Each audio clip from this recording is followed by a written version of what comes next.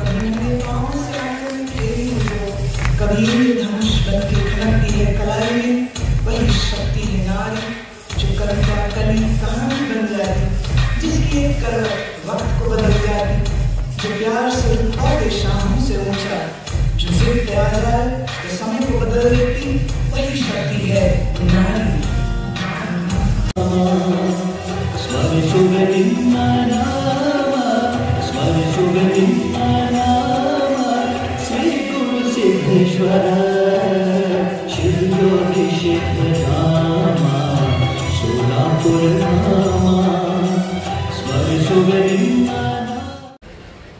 यानंतर आजच्या या कार्यक्रमाच्या निमित्ताने या कार्यक्रमाला लाभलेल्या प्रमुख अतिथी आणि मान्यवरांचा सन्मान या ठिकाणी आपण सावली फाउंडेशनच्या वतीने करणार आहोत।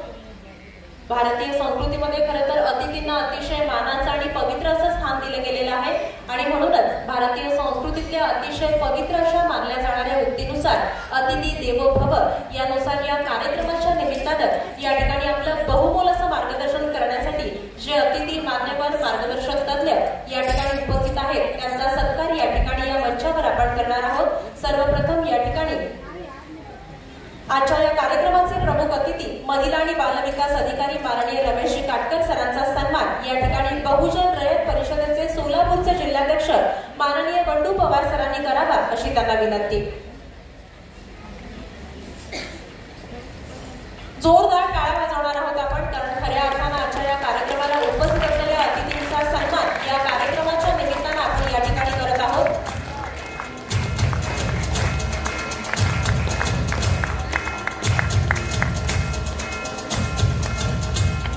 यानंतर आजच्या या कार्यक्रमाला प्रमुख अतिथी म्हणून उपस्थित असलेल्या जिल्हा परिवीक्षक अधिकारी माननीय सौ वैशालीताई भोसले यांचाही सन्मान सावली फाउंडेशनच्या सर्वेसर्वा आणि आपल्या सगळ्यांच्या लाडक्या नेत्या माननीय सौ कोमलताई साळुंखे यांनी करावा अशी त्यांना विनंती।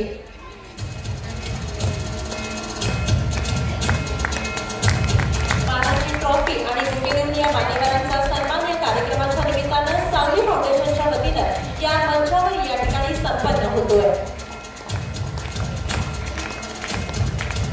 याचबरोबर ज्यांच्या माध्यमातून बहुमोल असं मार्गदर्शन आपल्या सर्व विद्यार्थिनींना सर्व महिला मैत्रिणींना या ठिकाणी केलं जाणार आहे आणि अशा डॉक्टर किरणजी सारडा यांचाही सत्कार या ठिकाणी आजच्या या कार्यक्रमाच्या संयोजिका आणि आपल्या सगळ्यांच्याच लाडक्या नेत्या सौभाग्यवती कोमलताई साळुंखे यांनी करावा अशी त्यांना विनंती।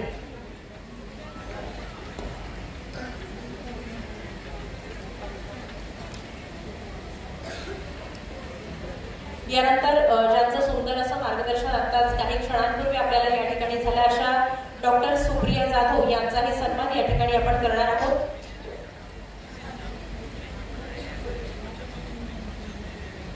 डॉक्टर किरणजी सारडा मॅडमांचा सत्कार या ठिकाणी आपण करत आहोत आणि हा सत्कार आजच्या या कार्यक्रमाच्या संयोजिका माननीय सौ कोमलताई साळुंखे यांच्या शुभ हस्ते या मंचावर या ठिकाणी संपन्न होतोय।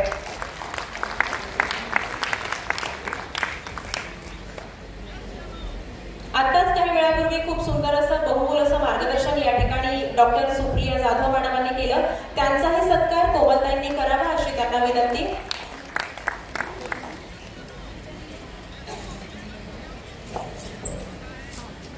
डॉक्टर सुप्रिया जाधव मॅडमांचाही सन्मान या सुंदर अशा कार्यक्रमाच्या निमित्तानं या ठिकाणी आपण करणार आहोत, ज्यांचं बहुमोल असं मार्गदर्शन काही क्षणांपूर्वी आताच या ठिकाणी झालं, त्यांचाही सत्कार आजच्या या कार्यक्रमाच्या संयोजिका माननीय सौ कोमलताई साळुंखे यांच्या शुभ हस्ते या ठिकाणी केला जातोय।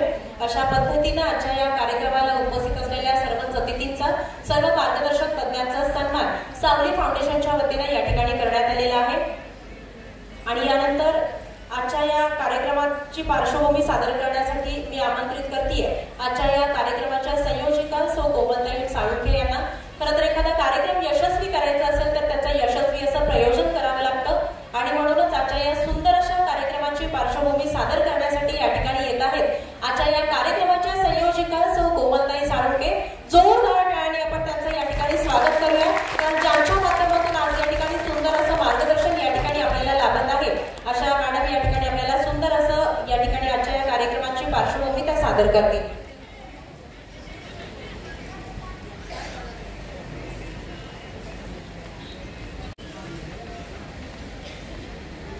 सर्वच महात्मा सन्मानाने अभिवादन करून माझे आराध्य आदरणीय प्राध्यापक लक्ष्मणरावजी रुबळे साहेब, त्याचबरोबर व्यासपीठावर उपस्थित आदरणीय आमच्या डॉक्टर किरणजी सारडा, त्याचबरोबर सुप्रियाताई जाधव, आमच्या वैशालीताई भोसले आणि आजचे प्रमुख उद्घाटक आमचे आदरणीय महिला व बाल विकास अधिकारी रमेशजी काटकर साहेब, त्याचबरोबर समोर उपस्थित माझ्या सर्वच तरुण मैत्रिणींनो, माता भगिनींना माझा मानासन्मानाचा नमस्कार. आज खरं तर माझं मार्गदर्शन इथं जास्त करण्यापेक्षा अनेक डॉक्टरांचं मार्गदर्शन ऐकण्यासाठी आपण सगळेजण इथं आला आहात, पण महिलांचा कार्यक्रम आहे. आजच इतकं सगळं वर्षातून एकदा आम्ही जागतिक महिला दिन साजरा करत असताना आम्हाला किती सगळं आवरायचं आणि किती राहतंय हे सगळं बघण्यात आणि मग कार्यक्रम गाठायचं. त्यामुळं आणखी महिलांचं बाहेर येणं चालूच आहे. तरी देखील आज जागतिक महिला दिनाच्या निमित्तानं आज या ठिकाणी सावली फाउंडेशनच्या वतीनं ऋतुपर्ण एका बदलत्या ऋतूच्या वळणावर या आरोग्यविषयक कार्यक्रमाचं आयोजन करण्यात आलेलं आहे.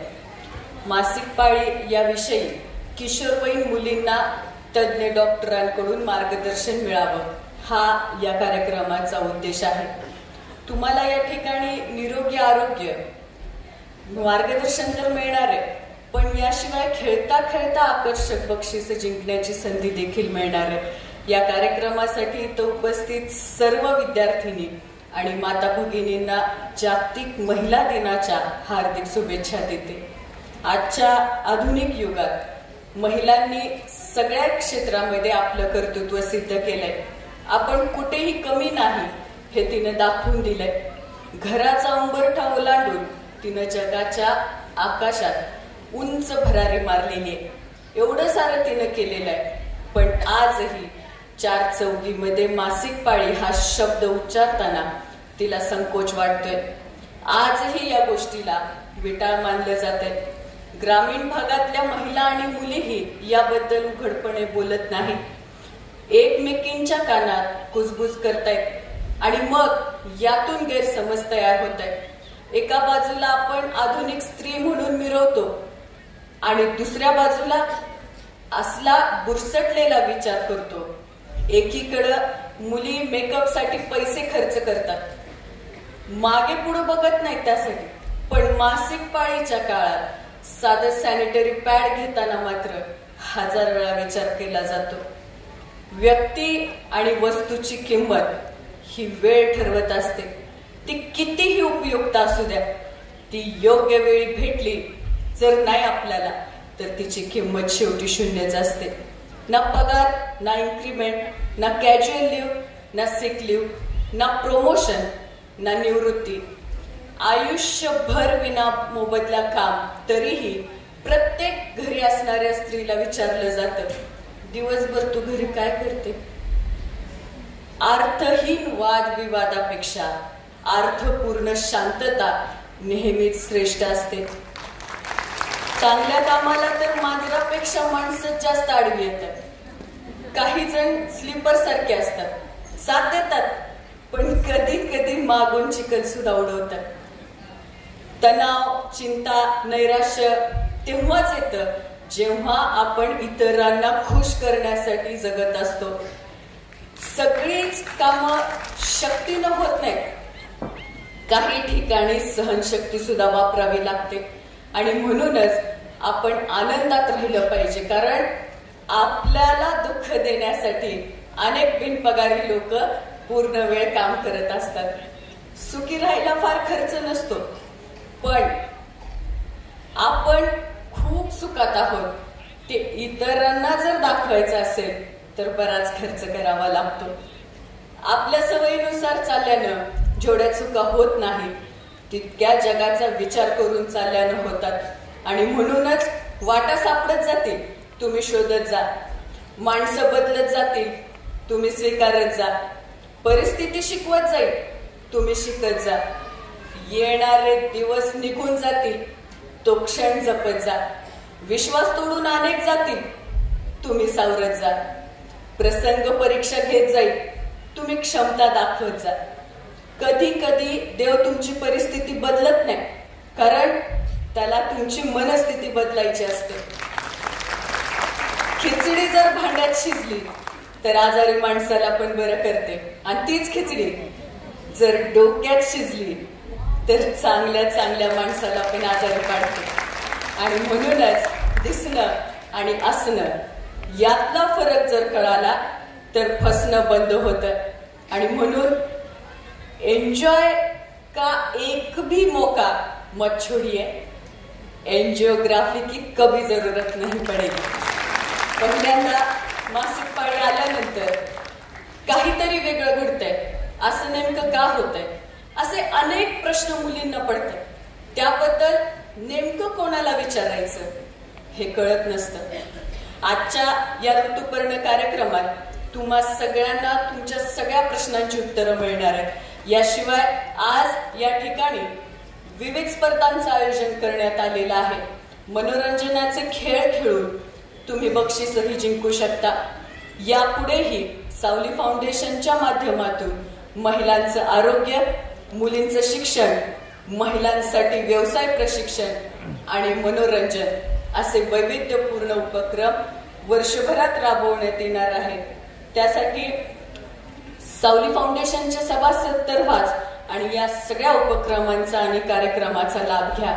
पुन्हा एकदा या सर्वच उपक्रमांना शुभेच्छा देते आणि थांबते. जय हिंद, धन्यवाद. सर्वात पहिल्यांदा माझ्या सर्व मैत्रिणींना महिला दिनाच्या खूप खूप शुभेच्छा.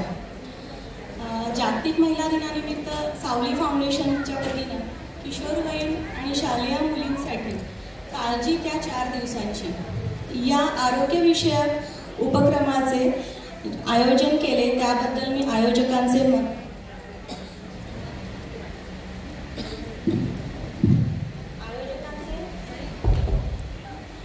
मनापासून कौतुक करू इच्छिते. कोमल मॅडमना मला सांगू इच्छिते की ऋतुपर्ण हे त्यांनी जे आजच्या कार्यक्रमाला जे नाव दिलेलं आहे ते अतिशय साजेसे आणि सुंदर शीर्षक आजच्या कार्यक्रमाला सूट होणार आहे. कारण एका बदलत्या ऋतूच्या वळणावर म्हणजे मुली जेव्हा किशोर वयात एंट्री करतात आणि तिथून जेव्हा ज्या मासिक पाळीच्या समस्या त्यांना सुरू होतात तर त्या कालावधीमध्ये त्यांच्या मनावर एक प्रकारचा ताण असतो. काहीतरी नवीन आपल्या शरीरात बदल होत आहेत याची एक भावना असते. त्याच्याबद्दल थोडंसं काळजी वाटत असते, काहींना भीती वाटत असते, थोडंसं एक प्रकारचं नाही म्हटलं तरी नवीन काहीतरी जाणून घेण्याची इच्छा असते. तर या कालावधीमध्ये जे शरीरात बदल होत असतात, जे मानसिक बदल होत असतात, तर त्या दृष्टीनं काय काळजी घेतली पाहिजे तर याबद्दल मी आज थोडीशी माहिती देणार आहे. तर मासिक पाळी म्हणजे प्रत्येक स्त्रीच्या जीवनातील आणि किशोर वयानंतरचा अविभाज्य आणि तितकाच वेदनामय पण न टाळता येणारा भाग आहे. तर याबद्दल आपल्या समाजात खूप सारे गैरसमज पसरलेले आहेत पहिल्यापासूनच. परंतु मी आपणास आज वैद्यकीय आणि वैज्ञानिक तथ्याप्रमाणे काही गोष्टी सांगण्याचा प्रयत्न करणार आहे. तर यातील बरेच शब्द इंग्रजीत घेतल्यामुळं मराठीतील त्यांचे भाषांतर थोडंसं विचित्र वाटू शकतं आणि कधी कधी मराठीतील काही शब्द आपल्याला खूपच जड वाटल्यामुळे मी काही ठिकाणी इंग्रजी शब्दांचा वापर करेन. तर प्रत्येक स्त्रीमध्ये गर्भाशय पिशवी, त्याच्या दोन्ही बाजूला 2 अंडाशय असं एक प्रकारची रचना असते. तर आपल्या मेंदूमध्ये पीयूषिका नावाची एक ग्रंथी असते, त्यालाच इंग्लिशमध्ये पिट्युटरी ग्लँड असं म्हणलं जातं. ही जी पिट्युटरी ग्लँड असते ही अगदी वाटाण्याच्या दाण्या एवढी असते, पण ती दिसायला एवढी छोटी जरी असली तरी आपल्या शरीरातल्या ज्या साऱ्या काही ग्रंथी आहेत तर त्या सर्व ग्रंथींची ती स्वामिनी असल्यासारखी असते. तिला मास्टर ऑफ एंडोक्राइन ग्लँड असं म्हणलं जातं. त्यानंतर नॉर्मली 3-4 तासानंतर ते तुम्हाला डिस्पोज करा, म्हणजे आतलं जे स्राव आहे तो स्वच्छ करून तुम्ही ते व्यवस्थित धुवून परत वापरू शकता. पुढचं एक गोष्ट आहे ती आहे म्हणजे मेन्स्ट्रुअल टॅम्पून म्हणून एक प्रकार येतो. हा छोटंसं म्हणजे मिनी पॅड म्हणू शकतो आपण त्याला. हे आतल्या जागेमध्ये बसवावं लागतं, पण हे थोडंसं मुलींसाठी वापरणं तेवढं सोयीस्कर नाही आहे. कारण ह्याचं पण सेम आहे, ते 2-3 तासानंतर काढून चेंज करावं लागतं. परत इन्फेक्शनचा थोडासा धोका असतो ते जर वेळेवर नाही काढलं तर. त्याच्यामुळं शक्यतो कापड किंवा सॅनिटरी पॅड्स मुलींसाठी यूज करणं हे फायदेशीर आहे. तर दुसरी महत्त्वाची गोष्ट, नॉर्मल पिरियड काय असतो, पाळीचा जो नॉर्मल कालावधी असतो हा 28 ते 30 दिवसांचा असतो आणि जो फ्लो नॉर्मली जो होत असतो तो नॉर्मली 3 ते 7 या दिवसांमध्ये होऊ शकतो. प्रत्येकाचं शरीर आहे त्याच्याप्रमाणे प्रत्येकाच्या शरीराचं मेन्स्ट्रुअल सायकल हे वेगळं वेगळं असू शकतं. एखाद दुसरे दिवस मागं पुढं असू शकतात. तर 28-30 दिवसाला जर पाळी येत असेल तर हे नॉर्मल आहे. जर ती 1.5 महिना 2 महिने एवढी जर लांबत असेल किंवा जर 15-20 दिवसाला पिरियड येत असेल तर हे चांगली गोष्ट नाही आहे. तर मग तुम्हाला तुमचे डॉक्टरांच्या सल्ल्यानुसार हार्मोनल काही चेकअप्स असतात ते चेकअप करून घेणं, सोनोग्राफी करून घेणं आणि त्याप्रमाणे त्याच्यावर उपचार घेणं आवश्यक आहे. तर पाळी सुरू झाल्यानंतर म्हणजे नॉर्मली 10 ते 12 वर्षाच्या दरम्यान पाळी सुरुवात होते. आजकाल पाळी लवकर येण्याचं प्रमाण वाढलेलं आहे. तर याचं महत्त्वाचं कारण आहे की आपली जीवनशैली बदलत चालली आहे. पूर्वीसारखे आपल्याकडचे जे मुलं जे आहेत ते मैदानी खेळण्याचं प्रमाण खूप कमी झालेलं आहे. बरेच जण घरी TV, मोबाईल आणि एका जागी बसून TV समोर बसून वेफर्स खाणं, बिस्किटं खाणं असं जंक फूड खाण्याचं प्रमाण वाढलेलं आहे. त्याच्यामुळं आजकालच्या म्हणजे 8-10 वर्षांच्या मुलींमध्येच लठ्ठपणा, वजन जास्त वाढणे ह्या गोष्टींचं प्रमाण वाढलेलं आहे. आणि वजन वाढल्यामुळं शरीरातील जे काही हार्मोन्स आहेत जे पाळी येण्यासाठी मी मगाशी सगळ्या गोष्टी सांगितल्या तर हे हार्मोन्स लवकर स्त्राव व्हायला सुरुवात होते आणि पाळी कमी वयात यायचे चान्सेस वाढायला लागलेले आहेत. तर असं होऊ नये किंवा जर झालं तर त्यावेळेला वेळच्या वेळी तज्ज्ञ डॉक्टरांना दाखवून त्यावर उपचार घेणं आवश्यक आहे. तर पाळी सुरू झाल्यानंतर सुरुवातीचे काही महिने पाळी थोडीशी मागं पुढं होणं, इरेग्युलर येणं, कमी जास्त प्रमाणात ब्लड फ्लो होणं तर ह्या गोष्टी नॉर्मल असतात. जर जास्त त्रास होत असेल तर शक्यतो वैद्यकीय सल्ला घेणं आवश्यक आहे. तर दुसरी गोष्ट, नॉर्मल फ्लो मी सांगितला आहे 3 ते 7 दिवसाचा. तो जर 1-2च दिवस होतोय आणि फक्त अगदी ब्लिडिंग होतंय किंवा मग त्याच्यापेक्षा जास्त 8-10 दिवस फ्लो होत राहतोय, 15 दिवसापर्यंत राहतो तर हे सुद्धा नॉर्मल नाही आहे. अशा वेळेला सुद्धा तुम्हाला तपासण्या करणं, सोनोग्राफी करून त्याप्रमाणे पुढचे उपचार घेणं गरजेचं आहे. तर या कालावधीमध्ये दुसरी काळजी काय घेतली पाहिजे तर मेन आहे आपला आहार. तर या काळात घरचं ताजं, पौष्टिक, सकस आहार घेणं आवश्यक आहे. शक्यतो जास्त तेलकट, मसालेदार, बाहेरचे पदार्थ, फास्ट फूड, जंक फूड या गोष्टी टाळलेल्यात चांगल्या. तर दुसरी गोष्ट आहे व्यायाम. तर व्यायाम हा प्रत्येकाच्या शरीरयष्टीप्रमाणे, प्रत्येकाच्या सहनशीलतेवर अवलंबून आहे. काही जणांना जर त्रास कमी होत असेल तर ते त्यांचं रुटीन व्यायामाचं जे शेड्यूल आहे, जे त्यांचं टाईम टेबल आहे ते फॉलो करू शकतात. म्हणजे हलका व्यायाम करणं, योगा करणं या गोष्टी तुम्ही करू शकता. फक्त जास्त तिथं उड्या वगैरे मारायच्या आहेत, जास्त एक्झर्शन आहे, कार्डिओ वगैरे जे म्हणतो आपण व्यायाम प्रकार, तर असे व्यायाम प्रकार टाळलेलेच बरे. दुसरी अजून एक महत्त्वाची गोष्ट मला याच्यामध्ये ॲड करावीशी वाटते, म्हणजे मुलींमध्ये म्हणण्यापेक्षा मोठ्या स्त्रियांमध्ये, की आता मी सांगितलं की स्त्रियांना सगळ्याच गोष्टी सांभाळाव्या लागतात. घर, कामाची ठिकाणं, मुलांचं शाळा, अभ्यास, याच्यासोबतच आधीमध्ये येणारे सणवार, तर ह्या गोष्टींमध्ये पाळी आली की सगळाच प्रॉब्लेम येऊन जातो. तर अशा अवस्थेत काय होतं की मग पाळी लांबवण्यासाठी गोळ्या घेणे, मग मेडिकलमधून परस्पर गोळ्या घेणे, मग ते आपल्याला माहीत नसतं की कधी सुरू करायची आहे, कधी थांबवायची आहे. सावली फाउंडेशनचे पदाधिकारी आणि माझी अगदी चांगली मैत्रीण कोमलताई आणि तुम्ही सगळ्या मैत्रिणींनो, आज तुमच्यासाठी खूप खास दिवस आहे आणि आज समारंभाचं वेगळ्या प्रकारे नियोजन आहे की तुम्हाला त्याच्यामध्ये पार्टिसिपेट करता यावं, नाच, गाणी, गप्पा. त्याच्यामध्ये आरोग्याचे सल्ले म्हटलं तर थोडंसं तसं म्हटलं तर बोर होईल, पण मी खूप खूप वेळ नाही घेणार तुमचा. फक्त एवढं सांगेन की आपलं स्वतःचं आरोग्य जपायचं असेल तर क्लिनलीनेस म्हणजे स्वच्छता जी आहे ती आपल्या शरीराची सुद्धा आणि आपल्या प्रायव्हेट पार्ट्सची सुद्धा ही खूप महत्त्वाची आहे. जेव्हा स्पेशली मुली कॅम्प्सला जातात, NCCच्या पण मुली आहेत तिथे मॅडम म्हणाल्या, कॅम्प्सला जाताना पब्लिक टॉयलेट्स यूज करताना तुम्ही केअरफुल असायला पाहिजे. बरोबर आपले वाईप्स घेऊन जावा. पब्लिक टॉयलेट यूज करताना पहिल्यांदा सरफेस वाईप करून मग ते टॉयलेट्स यूज करताना यूज करा. पाळीचे जे काही त्रास असतील त्याला तुम्ही लवकरात लवकर कन्सल्टेशन घ्या. आपलं रक्त चांगलं ठेवायसाठी, हिमोग्लोबिन इम्प्रूव्ह करायसाठी आपल्या जेवणखाणावर लक्ष पाहिजे. हिरव्या पालेभाज्या, डाळी, उसळी, नॉनव्हेज जे खात असतील ते एग, चिकन, आहारावर लक्ष ठेवा. अशा प्रकारे सगळ्या बाजूंनी आपण जर का आपल्या फॅमिलीकडे लक्ष ठेवतोच तसं त्यांनी स्वतःकडे सुद्धा लक्ष तेवढंच ठेवणं महत्त्वाचं आहे. आणि असं जर का आपण सगळ्यांनी केलं तर आपलं आरोग्यसुद्धा आपल्याला चांगली साथ देतं आणि आपली तब्येत चांगली सुधारून आपण खूप चांगल्या प्रकारे लाईफ एन्जॉय करू शकतो. तर खूप जास्त वेळ घेत नाही तुमचा. तुम्हाला पुढच्या कार्यक्रमाची आतुरता दिसते मला. तर मला इथे बोलवल्याबद्दल खूप धन्यवाद आणि तुम्हाला सगळ्यांना पुढच्या सगळ्या कार्यक्रमांसाठी शुभेच्छा.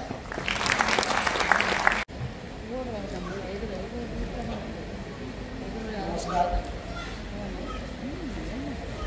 महिला दिनाचं औचित्य साधून आयोजित केलेल्या या कार्यक्रमास मंचावर उपस्थित सर्व सन्माननीय सावली फाउंडेशनचे सर्व पदाधिकारी आणि उपस्थित सर्व महिला भगिनी, दरवर्षी आपण हा महिला दिनाचा औचित्य साधून विविध कार्यक्रम आयोजित करतो आणि त्यात विविध कार्यक्रमात विविध विषयाबाबत आपण महिलांना माहिती देत असतो. याचा मूळ आपला उद्देश आहे महिला सक्षमीकरण. आपण जर हा शब्द ऐकला महिला सक्षमीकरण, यावर बऱ्याच सामाजिक संस्था असतील, शासन स्तरावर असं बरेच प्रयत्न केले जात आहेत. त्याचं कारणही तसंच आहे. आपण जर आपल्याकडे समाज व्यवस्था पूर्वीपासून पाहिली तर आपली समाज व्यवस्था ही पुरुष प्रधान म्हणून ओळखली जायची, ज्यात महिला ही घरी राहायच्या आणि घरी राहून ती कुटुंबाचा सर्व तिच्याकडे कुटुंबाचं हे राहायचं, घर सांभाळणे आणि मुलाबाळांचा सांभाळ करणे आणि शेती असं तर शेतीचं काही काम करणे. परंतु त्या कुटुंबात वर्चस्व जे राहायचं पुरुषाचं राहायचं. आता पुरुष प्रधान संस्कृती असल्यामुळं त्या प्रकारचा पगडा आपल्या समाज निर्माण झाला होता. पुढे असं लक्षात यायला लागलं की जवळपास आपला हा वर्ग महिला 50% जवळपास आहे. जर आपल्याला खरंच अर्थाने राष्ट्राची प्रगती करायची असेल तर हा 50% जो वर्ग आहे महिलांचा, तो जर पुढे आला नाही आणि देशाच्या विकासात त्याने सहभाग घेतला नाही तर देश प्रगती करू शकणार नाही. आणि कुठंतरी महिलावर पण या ह्याच्यातून जो अन्याय होत होता त्याला पण दूर करणं एक कल्याणकारी राष्ट्र म्हणून आपलं कर्तव्य होतं. या सर्व बाबीचा विचार करून शासन तसंच सामाजिक संस्था पुढे आल्या आणि तेव्हापासून या चळवळीस सुरुवात झाली. माझं तर असं मत आहे की आपण हा वर्षातून एखादा दुसरा दिवस पाळण्यापेक्षा रोजचाच दिवस हा महिला सक्षमीकरणाचा दिवस म्हणून आयोजित केला गेला पाहिजे. सर्व महिलांनी सुरुवात आपल्यापासून केली पाहिजे, त्याशिवाय आपण सक्षम होणार नाही असं माझं या विषयावर ठाम मत आहे. आता आजचा जो आपला विषय आहे तो महिलांचं आरोग्य या विषयावर जरी असला, मी त्यातला काही तज्ञ नाही, परंतु शासन आपल्यासाठी जे काय करत आहे त्याची माहिती आपल्याला व्हावी त्यानुसार मी शासनाच्या ज्या योजना आमच्या महिला व बाल विकास विभागामार्फत सुरू आहेत त्याबाबत थोडक्यात माहिती देतो. शासनाने विविध स्तरावर महिलावर होणारे अत्याचार असतील किंवा त्यांच्या विकासाची संधी मिळावी यासाठीचे प्रयत्न करत आहेत. त्यात शासनाने विविध योजना सुरू केलेल्या आहेत महिलांसाठी. आमच्याच विभागात फक्त योजना आहेत असा भाग नाही, सर्व विभागात महिलांसाठी योजना आहेत.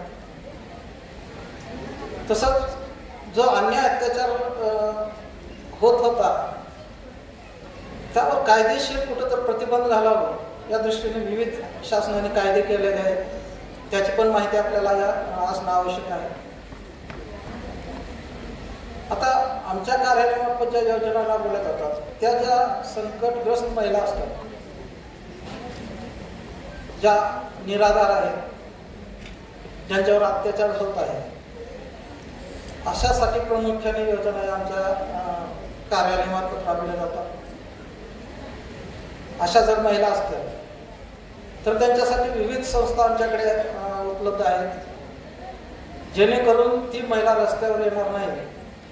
तिला कुठंतर एक राहण्याला डोक्यावर छत असलं पाहिजे, तिचे राहण्या खाण्याची आरोग्याची व्यवस्था केली गेली पाहिजे आणि तिला कुठंतरी तिच्या पायावर उभारण्याची संधी मिळावी या दृष्टीने प्रत्येक जिल्ह्यात महिला राज्य ग्रामीण शासन एक योजना चालवते. अशा ज्या महिला आहेत त्या स्वतः जाऊन तिथं प्रवेश घेऊ शकतात. तिथं प्रवेश घेतल्यानंतर तिथं पूर्ण व्यवस्था आपली राहण्याची, खाणे पिणे, आरोग्य, आपणाला कदर कायदेविषयी काय सल्ला पाहिजे असेल त्याची,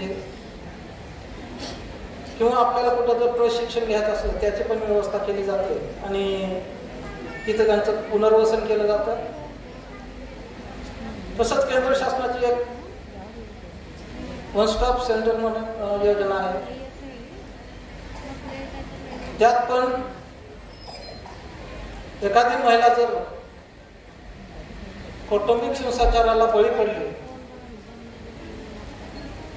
आणि तिला जर घरातून बाहेर काढण्यात आलं तर अशा तिच्यावर वाईट प्रसंग येतो. मग तिनं जायचं कुठं? जर तिला माहेरचा जर स्ट्रॉंग सपोर्ट नसेल तर अशी महिला रस्त्यावर येते. मग अशा वेळेस खूप मोठा प्रश्न निर्माण होतो तिच्या राहण्याचा, खाण्याचा. तर ते होऊ नये म्हणून केंद्र शासनाचे वन स्टॉप सेंटर म्हणून योजना आहे जिथं त्या महिलेला पूर्ण कायदेविषयक, आरोग्यविषयक जी काही समुपदेशन पूर्ण तिथं हे केलं जातं, सहकार्य केलं जातं आणि त्यातून व्यवस्थित सल्ला देऊन त्या महिलेचं कसं पुनर्वसन केलं जातं हा तिथं त्या पाहिलं जातं. त्याचबरोबर आमची अजून एक योजना आहे ज्या आपल्याकडे विधवा महिला असतात. पतीचं निधन झाल्यानंतर जर तिच्यासोबत मुले असतील आणि उत्पन्न असं काही नसेल तर त्या कुटुंबास परत अडचणीस तोंड द्यावे लागते, ज्यामुळं मुलाच्या शिक्षणावर खूप परिणाम होतो आणि असे मुलं शिक्षणापासून वंचित राहू नये, त्यांना व्यवस्थित त्यांचं पोषण व्हावं या दृष्टीने शासन बाल संगोपन ही योजना चालवते. या योजनेत जर 18 वर्षाच्या आतील मूल असेल, ते पूर्णतः अनाथ असेल अथवा त्याचे एक पॅरेंट मयत झालेले असतील आणि अडचणीत आलेला असं जर असेल तर बाल संगोपन या योजनेचा लाभ दिला जातो. दरमहा त्याला 2200 रुपये त्या मुलाला शासनामार्फत दिले जातात जेणेकरून त्याचं शिक्षणाचं, राहण्या पिण्याची व्यवस्था करता येईल. तर अशा बऱ्याच योजना आपण सांगू शकतो महिलांसाठी ज्या आहेत. त्याचप्रमाणे आमच्याकडे आपण रोज ऐकतो कौटुंबिक हिंसाचाराला बळी पडल्याचे प्रमाण आपल्या समाजात खूप मोठ्या प्रमाणात आहे. हुंडाबळी असेल, इतर कारणामुळे असते, तर अशा वेळेस कुठं तर कायदेविषयक आपल्याला सहकार्य भेटलं पाहिजे. या अंतर्गत DV ॲक्ट शासनाने जो आणलेला आहे त्या ॲक्टची अंमलबजावणी करण्याचं काम आमचं कार्यालय करतं. त्या कायद्याअंतर्गत संरक्षण अधिकारी म्हणून आमच्या कार्यालयात पद निर्माण केलेलं आहे. आणि अशी जर महिला आमच्या कार्यालयात आली तर त्या कौटुंबिक हिंसाचाराबाबत जी काही कायद्यानुसार कारवाई करायची ती कारवाई करण्याचं पूर्ण सहकार्य आमच्या कार्यालयामार्फत त्या महिलेस केलं जातं. आणि हा जो कायदा आहे खूपच इतर कायद्यापेक्षा वेगळा कायदा आहे हा. जर ती महिला आमच्या मार्फत न्यायालयात प्रकरण दाखल केलं तर तिला मुलाचा ताप असेल, राहण्यासाठी जर तिला काही नसेल तर जी तिच्या सासरच्या ह्यांचं घर आहे तिथं राहण्यासाठी ती जागा देण्याबाबत ताबडतोब कोर्ट आदेश देतं, जेणेकरून त्या महिलाला कुठलंही पुढला अडचण येणार नाही. अशा विविध योजना महिलांसाठी शासन राबवत आहे. तसंच आता या वर्षात शासनाने एक मुख्यमंत्री महिला सशक्तीकरण अभियान राबवण्यास सुरुवात केलेली आहे, जे की 2 ऑक्टोबर 2023 ते 1 ऑक्टोबर 2024 पर्यंत हे अभियान राबवलं जाणार आहे. यात प्रामुख्याने बचत गटासाठी महिलांनी पुढे यावं आणि स्वतःच्या पायावर उभं राहावं हा त्यामागचा उद्देश असून त्यामध्ये महिला बचत गटाच्या ज्या महिला आहेत आपल्या त्यांना विविध व्यवसायाचं प्रशिक्षण दिलं जाणार आहे. शासनाच्या सर्व डिपार्टमेंटच्या ज्या महिलांसाठी योजना आहेत त्याची माहिती दिली जाणार आहे. व्यवसाय प्रशिक्षण असेल किंवा व्यवसाय सुरू करण्याबाबतचे मार्गदर्शन असेल, कर्ज उपलब्ध करून देणे असेल, अशा विविध सवलती देण्यात येणार आहेत ज्या खऱ्या अर्थाने महिला सक्षम होईल त्या दृष्टीने अभियान राबवलं जात आहे.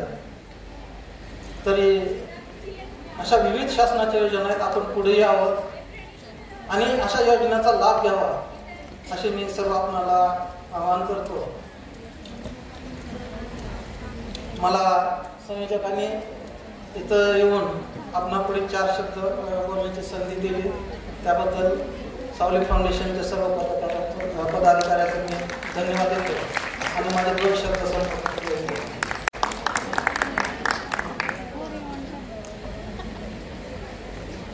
आता जे सर आपल्यासमोर बोलले त्यांच्या डिपार्टमेंटला कौटुंबिक हिंसाचारापासून महिलांचे संरक्षण कायदा यावरती ही पुस्तिका अवेलेबल आहे. याच्यामध्ये तुम्हाला डोमेस्टिक व्हायलन्स घरगुती हिंसाचार याबद्दलची सगळी माहिती यामध्ये लिहिलेली आहे. प्रत्येक जिल्ह्याच्या पोलीस स्टेशनला हे एक डिपार्टमेंट तिथं उपलब्ध असतं. आपल्याला डोमेस्टिक व्हायलन्स किंवा कायदा किंवा घरगुती भांडणाबद्दल एखादी तक्रार द्यायची असेल तर आपण पोलीस स्टेशनची पायरी चढत नाही. ते आपल्याकडं खूप अपमानास्पद समजलं जातं, पण तसं नाहीये. या जर डिपार्टमेंटला तुम्ही भेट दिली तर कदाचित तुम्हाला केस पण दाखल करायची गरज पडत नाही, तुम्हाला काउन्सिलिंग मिळते. शिवाय जर खूपच टोकाचं पाऊल उचलावं लागत असेल, खरंच अत्याचार तेवढ्या लेवलचा झाला असेल तर पुढे सगळे कोर्ट कचेरी ह्या सगळे गुन्हे दाखल होणे ह्या खूप नंतरच्या गोष्टी. पण ही पुस्तिका तुम्ही आवर्जून सगळ्यांनी घ्या आणि याच्यातली माहिती वाचा. थँक्यू.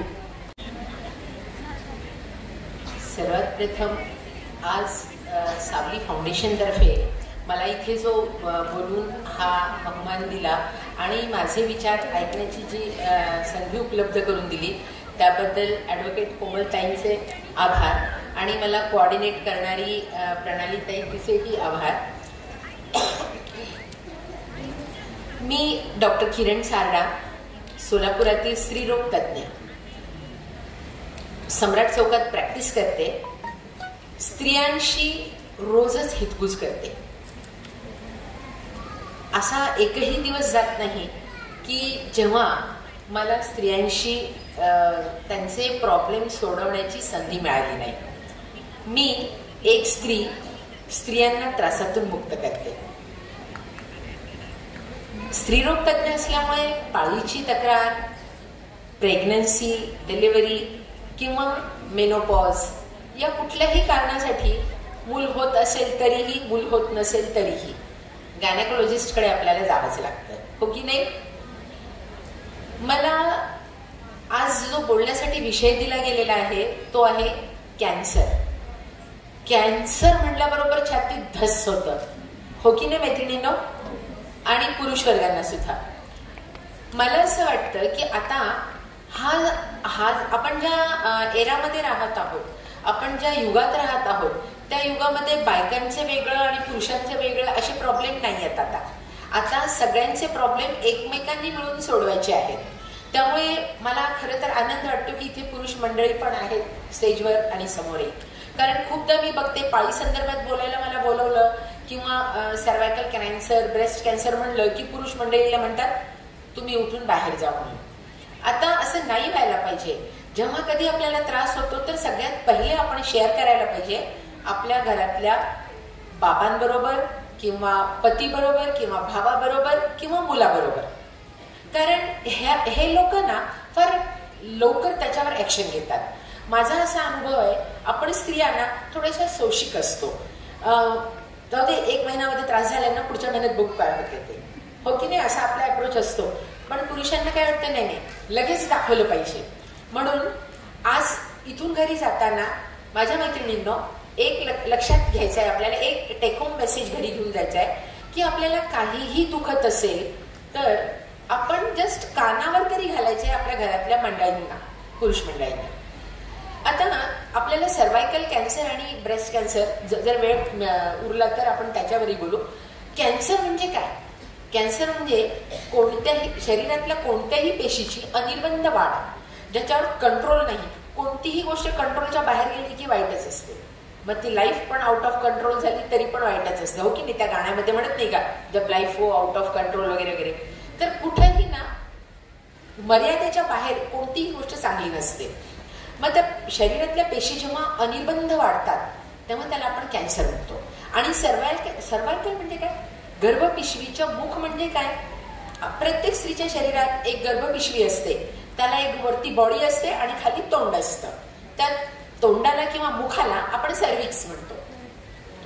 गर्भपिशवीच्या मुखाचा कॅन्सर हा स्त्रियांमध्ये फार जास्त प्रमाणात आढळतो.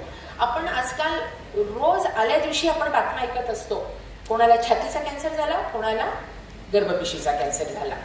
तर आपल्याला हा कॅन्सर, आपण पहिल्यांदा आपण सर्वायकल कॅन्सर बद्दल बोलणार आहोत. सर्व्हिक्सचा कॅन्सर आपल्याला आता टाळता येऊ शकतो.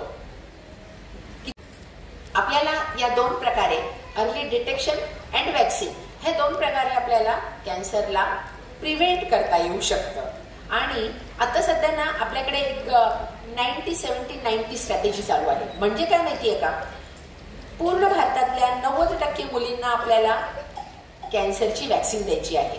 कॅन्सरची वॅक्सिन अजून 2-3 प्रकारची आहे. ती सर्व्हायव्हिक्स पहिलेचं मी नाव सांगितलं, ती आता मार्केटमधून गेलेली आहे. गार्डासिल नावाची एक क्वाड्रिव्हॅलंट म्हणजे 4 स्ट्रेनच्या विरुद्ध ती काम करते. आणि इव्हन वार्टला म्हणजे चामखीळ असते, प्रायव्हेट पार्ट मधल्या चामखिळी, त्याच्यावर सुद्धा ती गार्डासिल नावाची लस काम करते. आणि आता सध्या भारतीय बनावटीची सिरमने तयार केलेली एक लस आहे सर्वावॅक म्हणून, ती आता आम्ही अगदी सढळ असते सगळीकडे वापरत आहोत आता. तर या वॅक्सिन 90% मुलींना वॅक्सिन देऊन आपल्याला त्यांना प्रोटेक्शन द्यायचं आहे, बरोबर आहे? आता प्रोटेक्शन या शब्दावरून एक गोष्ट अजून लक्षात आली, सेक्शुअल कॉन्टॅक्टच्या वेळेस सुद्धा जर का कंडोम्स यूज केले तरी सुद्धा तुम्हाला सीमेन पासून प्रोटेक्शन मिळू शकतं आणि सर्व्हिक्स हे त्या ह्युमन पॅपिलोमा व्हायरसपासून एक्सपोजर टाळता येऊ शकतं. तर 90 म्हणजे पहिलं 90 म्हणजे 90% मुलींना वॅक्सिनेशन करायचं आहे. 70 म्हणजे काय, तर या वयोगटातल्या 70% स्त्रियांची पॅप्समिअर करायची आहे. पॅप्समिअर आणि त्याच्यासारख्या टेस्ट करायच्या. आणि शेवटचं 90 म्हणजे काय, तर ज्यांना कोणाला रोग झालाच आहे, आता तो सर्वायकल कॅन्सर झालेलाच आहे, तर त्याची ट्रीटमेंट करायची आणि त्यांना लवकरात लवकर, आता वरदानसारखे ऑपरेशन करून ना, तर पहिल्या स्टेज आणि दुसऱ्या स्टेजचा कॅन्सर बरे केलेले आज माझ्याकडे कितीतरी पेशंट आहेत. आणि मला वाटतं कुंठेकर सर सुद्धा सांगतील की त्यांच्याकडे सुद्धा म्हणजे शेकडो हजारो पेशंट असतील असे.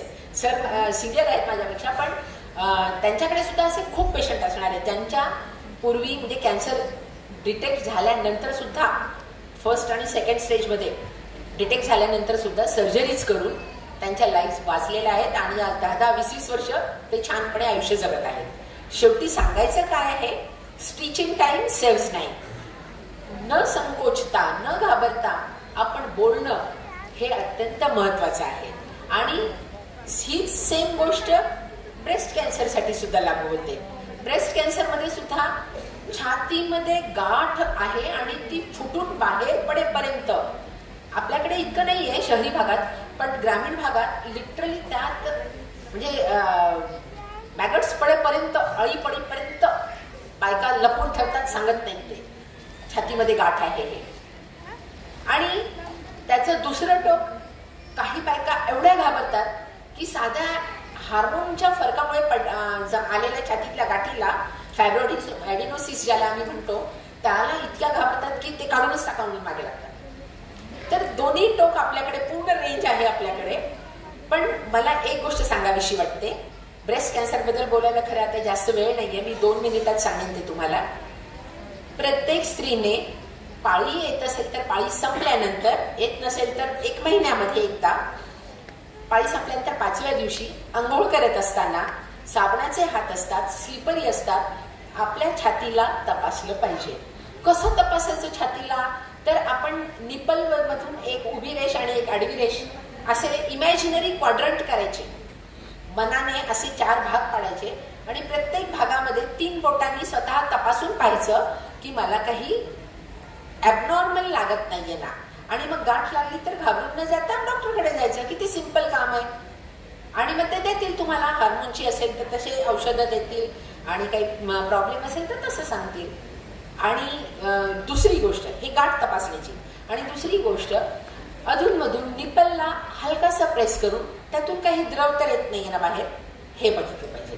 तर या 2 गोष्टींमुळे ना, जर का आपण हे रेग्युलर चेकअप करत राहिलो तर मी तुम्हाला अगदी विश्वासाने सांगू शकते की कॅन्सर कधीही तुमचा पुढच्या स्टेजलाच गेलेला तुम्हाला होऊच शकणार नाही कॅन्सर. तर आज इथे जे मी आले, तुम्हाला कॅन्सरबद्दल जनजागृती करण्याची संधी मला दिली. नॅशनल ब्रेस्ट कमिटी म्हणून आमच्या संघटनेची, फॉक्सीची जी ब्रेस्ट कमिटी आहे, मी त्याची मेंबर आहे, म्हणून थोडंसं ब्रेस्टबद्दल पण राहिलं नाही मला बोलल्याशिवाय. आणि कॅन्सरबद्दल बाकीचे हे बोलण्याची जी मला संधी उपलब्ध करून दिली त्याबद्दल धन्यवाद. सर्वप्रथम सगळ्यांना नमस्कार. आणि मला याला थोडा उशीर झाला त्याबद्दल दिलगिरी संयोजकांची मी दिलगिरी व्यक्त करतो. कार्यबाहुल्यामुळे मला जरा येण्यास उशीर झाला, परंतु मार्गदर्शनासाठी मी नेहमीच मला उत्सुक असल्यामुळे त्यामुळे उशीर झाला तरी जायचंच. आणि संयोजकांनी मला सांगितलं की उशीर झाला तरी डॉक्टर या तुम्ही. सर्वप्रथम सावली फाउंडेशनचे मला ही संधी दिल्याबद्दल आभार मानतो, कारण अशा प्रकारचं मार्गदर्शन करायला मला नेहमीच आवडतं. आणि जेव्हा अशा सामाजिक संस्था अशा संधी उपलब्ध करून देतात त्या आम्ही कधीही सोडत नाही. याच्यामागं याच्यामागची कारणं आपण आता शोधायला, पण आपण प्रगतीकडे निघालो यात काही शंका नाही, जगाने ओळखलेलं आहे. पण त्याच्यामागं आपल्याकडची हेल्थ सिस्टीम म्हणजे आपल्याकडची जी व्यवस्था आहे ती अजूनही खूप मागं आहे, खूपच मागं आहे.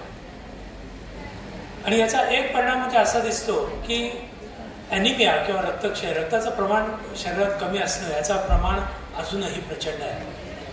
आणि आमची जी फेडरेशन आहे जवळजवळ 34,000 गायनोकॉलॉजिस्टचे मेंबर आहेत. त्यांचं आमचं आहे ॲनिमिया फ्री इंडिया असा आमचा एक प्रोग्रामच आहे, त्याच्या प्रकारे आम्ही काम करतोच. पण हे सरकारही याबाबत काय करतं लक्षात घ्या, तेही आपण लक्षात घेऊ.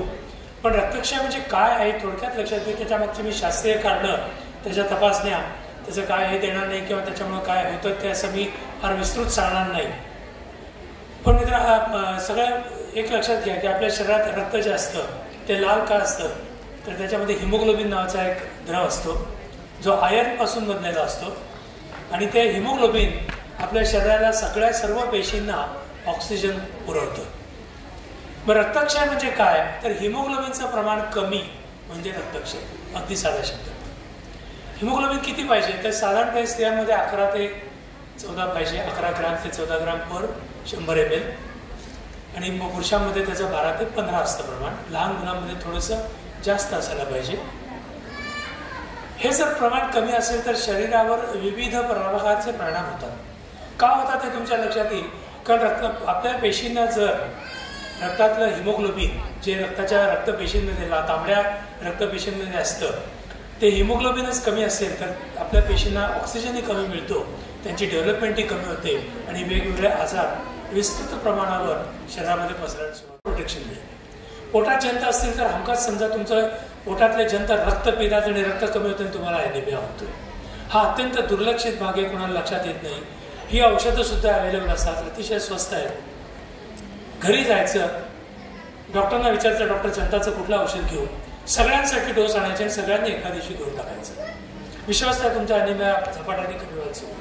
वर्षातनं प्रत्येकाने एकदा तरी जंताचं औषध घेतलंच पाहिजे, मुलांना दिलंच पाहिजे.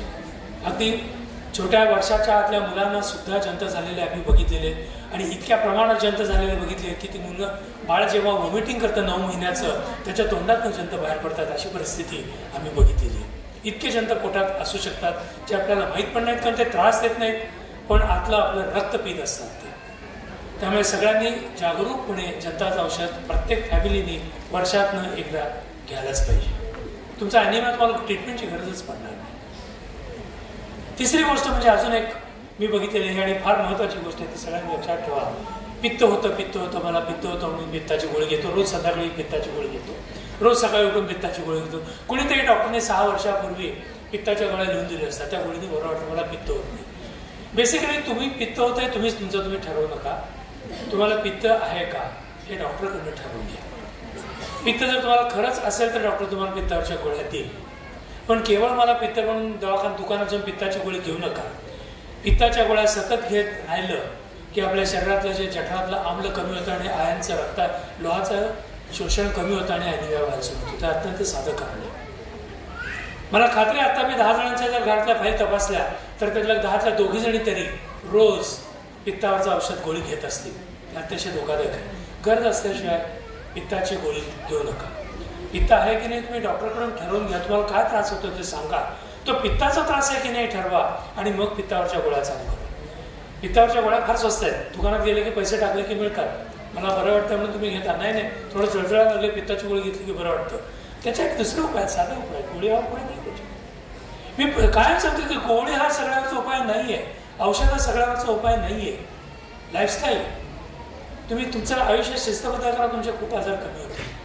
रात्री OTTवर नेटफ्लिक्सवर सिरियल बघायचं बंद करा 1 वाजेपर्यंत जागून आणि फरसाण खात सिरियल बघू नका. तुमचं पित्त कमी होईल. टेबलावर एकत्र बसून जेवण झालं की उठून तुम्ही TV बघत बसा, पण TV बघताना खाऊ नका. सगळ्यात अतिशय घाणेरडे हॅबिट म्हणजे मुलांना गप्प पडण्यासाठी TV समोर बसवणं आणि त्याच्या शेजारी फरसाणाचा डबा ठेवणं. तो खात बसतो. काउच पोटॅटो म्हणतो आम्ही त्यांना, काउच पोटॅटो. कोचावर बसून बटाट्यासारखी सुचलेली मुलांना TV समोर खायला अजिबात देऊ नका. जंक फूड आवडत असेल तर अधूनमधून द्या त्यांना, पण TV समोर बसून खायला द्यायचं नाही. सगळ्यांनी एकत्र बसूनच जेवायला पाहिजे. तुम्ही व्यवस्थित जेवतात, चांगलं जेवतात. मित्रांनो, साधा लाईफस्टाईल गोष्ट आहे. मी औषधांवर अजिबात भर देणार नाहीये.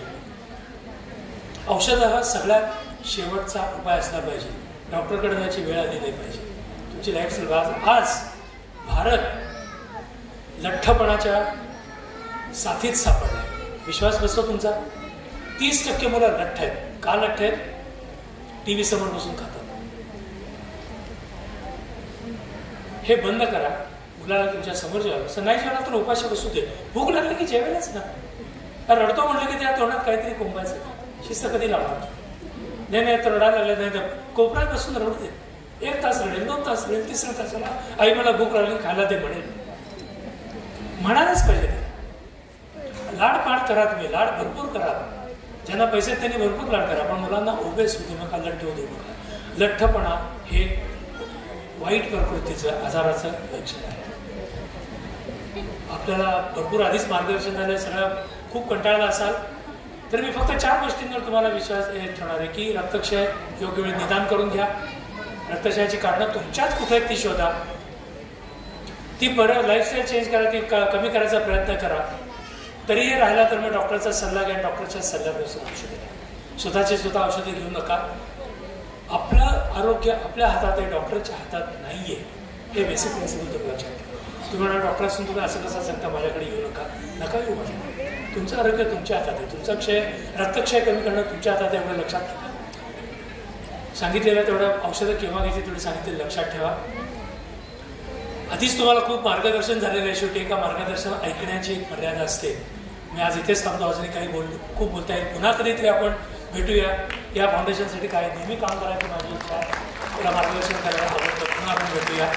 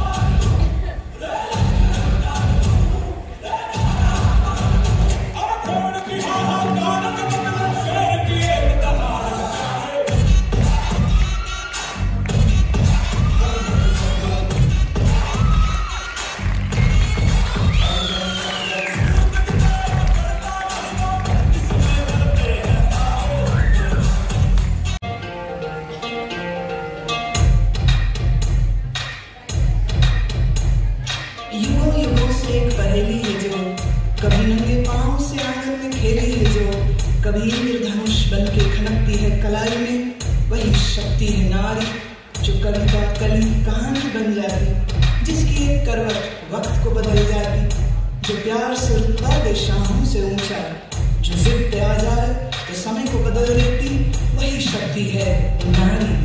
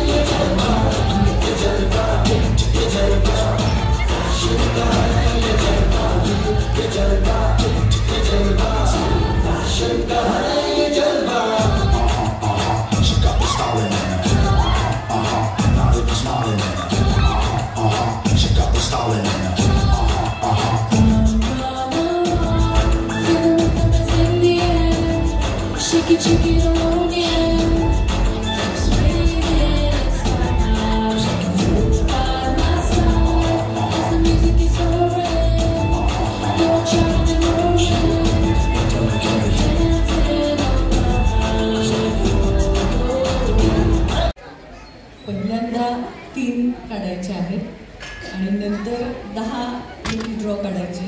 पहिले 3 जे असतील त्यांना हे 3 बक्षीस आहेत लकी ड्रॉचे आणि नंतर जे 10 काढणार आहेत त्या प्रत्येकीला 10 लाखाचा विमा आपण काढून देऊ. ते 10 पहिल्यांदा 3रा नंबर. सो भव्य लकी ड्रॉ या ठिकाणी काढलेला आहे आणि 3ऱ्या क्रमांकाचं बक्षीस मिळतंय रुचिता सुनील पिलोटीवार यांना. कधी कसं साथ देईल सांगता येत नाही आणि आज अशाच पद्धतीनं रुचिता मॅडमांना सावली फाउंडेशनचा छान असा कार्यक्रम घेतला आणि या कार्यक्रमामध्ये आपण लकी ड्रॉ काढला ज्यामध्ये त्यांना मोटिवेटर मिळतं. 2रं लकी ड्रॉचं बक्षीस या ठिकाणी मी जाहीर करते आणि हे बक्षीस मिळणार आहे अर्चना जगाने. सावली फाउंडेशनचा खूप छान असा कार्यक्रम घेतला आणि या लकी ड्रॉच्या माध्यमातून विविध बक्षिसं जिंकण्याची संधी माझ्या सर्व मैत्रिणींना या ठिकाणी मिळत आहे आणि अशा पद्धतीने अर्चना जगाने मॅडमांना लकी ड्रॉच्या माध्यमातून छान असा मिक्सर या कार्यक्रमाच्या निमित्ताने या ठिकाणी भेट देण्यात येतोय. तिनं पहिल्या क्रमांकाच्या बक्षिसाच्या मानकरी ठरतायत